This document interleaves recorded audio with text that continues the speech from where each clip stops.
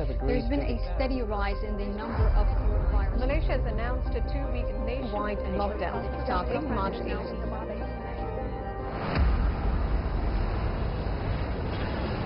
Last Saturday, the first of such charter planes flew 180 flight bound people for into Shanghai Germany took off from to the 20 Frankfurt cities. International Airport on Wednesday. Wir haben mittlerweile schon 8 Flüge organisiert. Jusqu'à présent, nous avons organisé 8 vols charters pour ramener plus de 1000 étrangers en Chine. La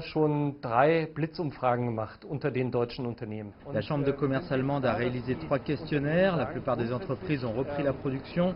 La chaîne d'approvisionnement a également bien fonctionné.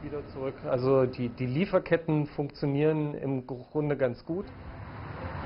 Le 10 février, après que les entreprises chinoises ont repris le travail à grande échelle, certaines co-entreprises automobiles ont lancé la reprise du travail. La joint venture sino-allemande VW-Volkswagen a repris la production dans ses 5 principales bases de production en 10 jours seulement. Haben bisher jetzt im ersten Halbjahr es geschafft. Au premier semestre de cette année, notre production a dépassé celle du premier semestre de l'année dernière. Et nous avons terminé plus de 890 000 véhicules. Wir haben im ersten Halbjahr über 890.000 Autos gebaut. En juin, notre production mensuelle a dépassé les 200 000 pour la première fois. Wieder über 200.000 Autos gebaut. De janvier à juillet 2020, le volume des ventes des voitures particulières sur le marché chinois a chuté de 18,5% par rapport à la même période de l'année dernière.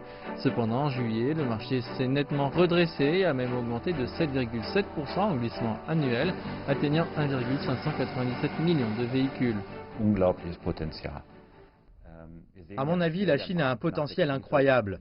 Nous pouvons voir comment le marché a réalisé une croissance rapide après l'épidémie. Les produits modernes sont très demandés, nous sommes très optimistes quant aux perspectives du marché automobile chinois.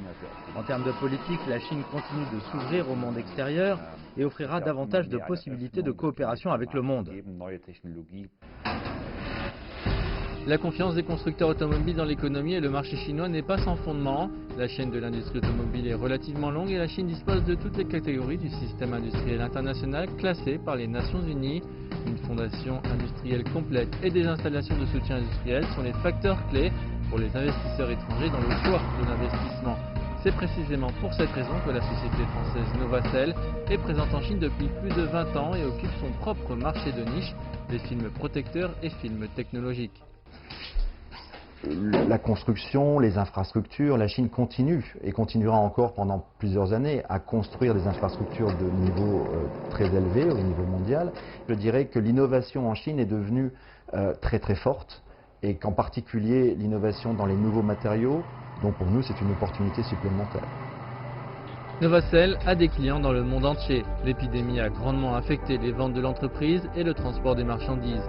Avec le rétablissement continu de l'ordre économique en Chine, les conditions d'exploitation de la société se sont améliorées en mars de cette année et les ventes à la fin juin ont augmenté de 3% par rapport à la même période de l'année dernière. Car nous allons avoir de nombreuses nouvelles opportunités de croissance sur ce marché chinois. Et nous avons une confiance dans le futur de l'économie chinoise très forte. Notre marque aujourd'hui ici est connue en Chine et nous pensons que c'est un atout formidable que d'être connu en Chine. Nous sommes déjà dans la deuxième moitié de l'année 2020 et diverses institutions de recherche internationales faisant autorité estiment qu'il sera difficile pour l'économie mondiale de se redresser complètement en 2021. Cependant, la croissance économique de la Chine est passée de négative à positive au deuxième trimestre de cette année et son PIB a augmenté de 3,2% en glissement annuel. Pour ce qui est des investissements étrangers, la Chine a réalisé 4 mois consécutifs de croissance positive au cours du premier semestre. Je pense que les attentes des hommes d'affaires étrangers à l'égard de la Chine sont stables. La stabilité sociale, la stabilité politique et les revenus futurs des hommes d'affaires étrangers seront stables. Je pense qu'aucun homme d'affaires étranger ne renoncera à l'immense marché chinois. Lorsque les entreprises effectuent des transferts internationaux de capitaux, des transferts industriels et des transferts de technologie, les rendements soutenus et stables sont la principale chose qu'elles prennent en considération.